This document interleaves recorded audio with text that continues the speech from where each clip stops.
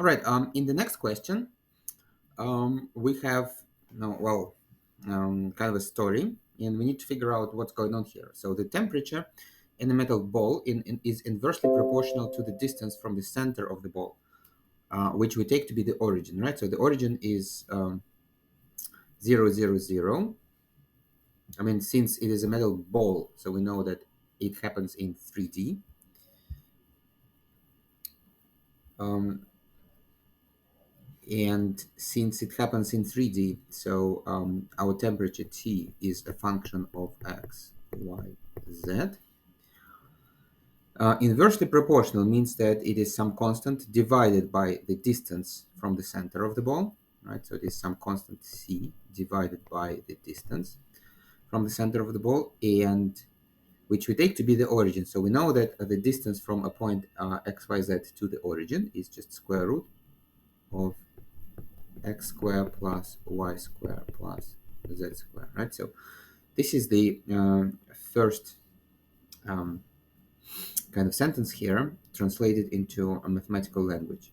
The temperature at the point 1 to 2 is 120 degrees, right? So it means that uh, T evaluated at 1 to 2 is 120. So if we replace x with 1, y with 2, and z with 2, then we should get 120, which will allow us to solve for c, right? So from this condition, so we can find c. All right. And once we find c, it means that we know the exact equation for our temperature. Then in part A, we need to find the rate of change of t at a given point in a given direction. So this is kind of familiar stuff, right? So we know how to do. In part B, we need to show that at any point in the ball, the direction of the greatest rate of increase in the temperature is given by a vector that points towards the origin. Well, now if you have a point xyz, so then, by definition, so the vector xyz points directly away from the origin, right? So um,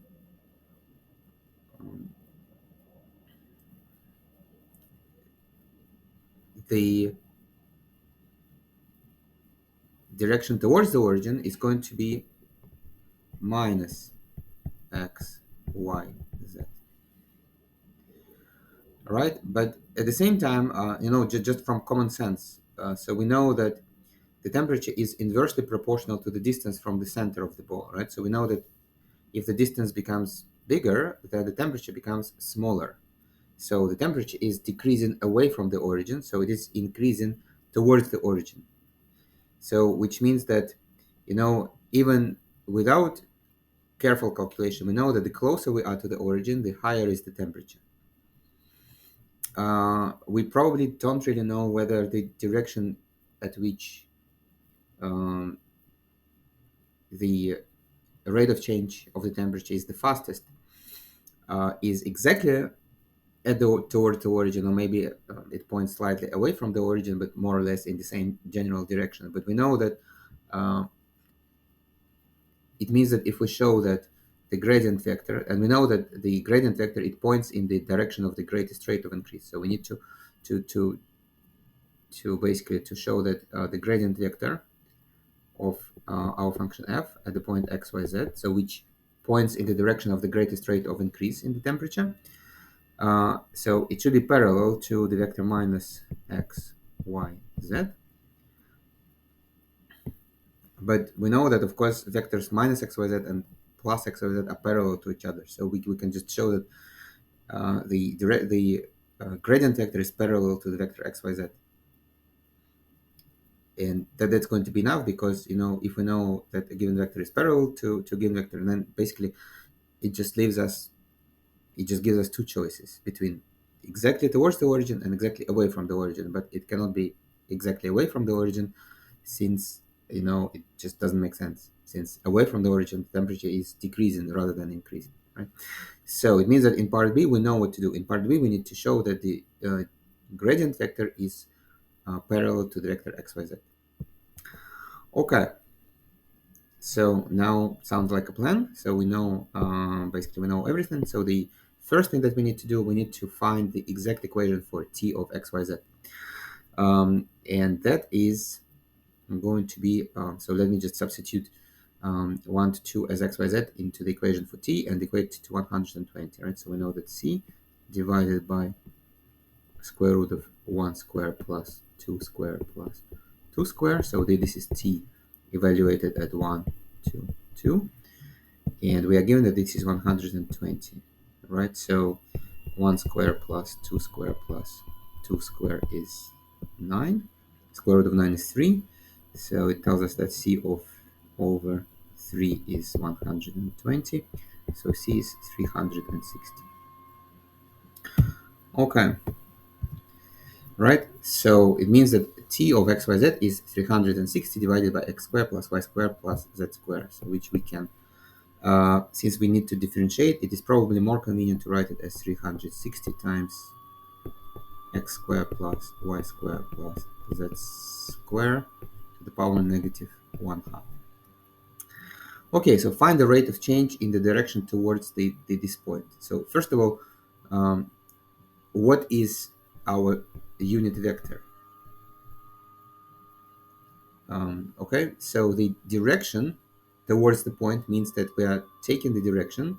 So we should take this point towards which we are looking in the direction of, and subtract the initial point, 1, 2, 2. And this is going to be 2 minus 1 is 1, 1 minus 2 is negative 1, and 3 minus 2 is 1. Right? But this is not a unit vector. So u is going to be the same vector divided by its norm. And the norm of this vector is, well, square root of 1 square plus 1 square plus 1 square is square root of 3. So u is going to be this vector, 1 over square root 3 minus 1 over square root 3, 1 over square root 3. Okay. So, and we need to find, for this u, so we need to find du f at the point 1, 2. Okay, so to do this, we need to find partial derivatives of the function t. So the partial derivative with respect to x is going to be, okay, so I have 360 times the derivative of whatever is inside is 2x.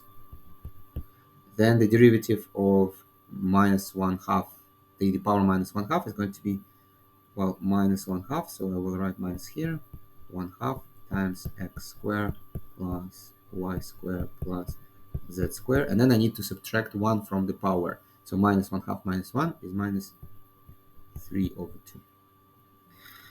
Okay, so basically 2 and 2 cancels out here. And again, substituting 1 for x, 2 for y, z for 2, what I get is minus 360 times x times 9 to the power minus 3 over 2. All right, so what is 9? So let me write it here. So 9 to the power minus 3 over 2 is really square root of 9 raised to the power minus 3.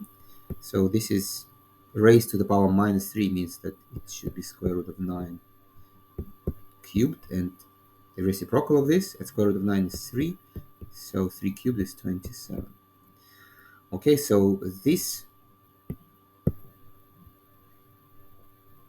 expression is really division by 27, right? So let me write it here. So this whole expression here is 1 over 27. And I guess it's good to know that 360 divided by 27, this is, I found it in advance, is 440 over 3. Okay. So let me continue on with ty. So ty is, the equation here is symmetric in x, y, and z. So ty is essentially the same thing, only I need to replace x with y. So it's going to be minus 360y times x squared plus y squared plus z squared to the minus 3 over 2. And again, at the given point,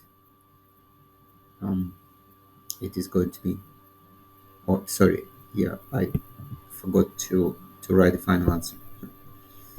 For tx is going to be minus 40 over 3.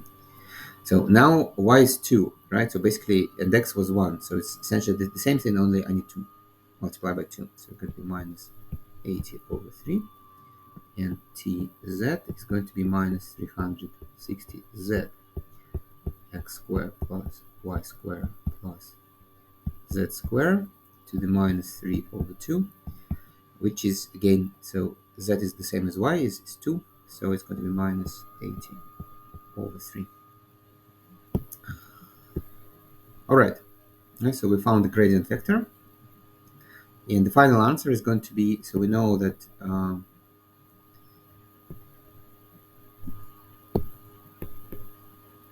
the directional derivative is the gradient vector, nebula, dot product with u. Okay.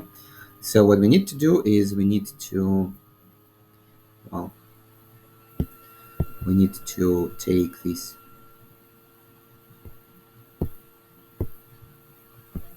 this times this plus this times this plus this times this. That's going to be the final answer. So the final answer, so let me write it here, is going to be 1 over square root 3 times 40 over 3, minus and minus plus, so it's going to be, so it should be minus here, right? So minus here, plus 80 over square root 3 times 1 over square root 3, and then minus 80. Well, basically minus the same thing. So these two terms are going to cancel out, and the final answer is going to be 40 divided by 3 square root 3 with a negative sign. Okay. Now part B is in fact a little bit even easier, right? Because what we need to do, so recall that we need to prove that, so what we need to do is we need to show that the nebula F is parallel to X, Y, Z. Yeah, I explained it in the beginning. How do we do that? So we already found nebula F actually. So nebula F is the vector. So let me write it as a vector column. So sorry, nebula T, of course, not F. Nebula T. Nebula T is going to be the vector Tx, Ty, Tz. So, and this is 360x times x squared plus y squared plus z squared to the minus 3 over 2. Now ty is 360x, well, minus, and of course y here. X squared plus y squared plus z squared to the minus 3 over 2, minus 360z times x squared plus y squared plus z squared to the negative 3 over 2. Right, and we need to check that this vector is parallel to xyz or proportional to xyz. So it means that it is some number times xyz, and you see it is correct, right? So because this vector is really minus 360 times x squared plus y squared plus z squared to the minus 3 over 2, which is a scalar, times the vector x, y, z, which is precisely what was required. Okay, done.